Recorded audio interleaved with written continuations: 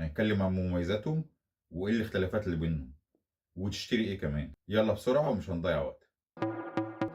اول حاجة واشهر حاجة في مبردات المية اللي هتلاقيها قدامك، هتلاقي فيه مبرد مية علوي ومبرد مية سفلي.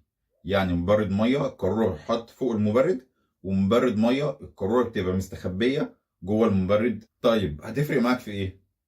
مبرد المية العلوي هو ارخص شوية، فدي طبعا ميزة. مبرد المية العلوي اللي هي القارورة العلوية هيبقى متعبة شوية خصوصا لكبار السن. يعني عشان تملى القارورة، خصوصا لو هتجيب قارورة مية معدنية كبيرة مثلا، عشان تملى القارورة دي كلها وترفعها فوق الخزان بتاع مبرد المية كل مرة، فهتلاقي الموضوع صعب شوية خصوصا على كبار السن.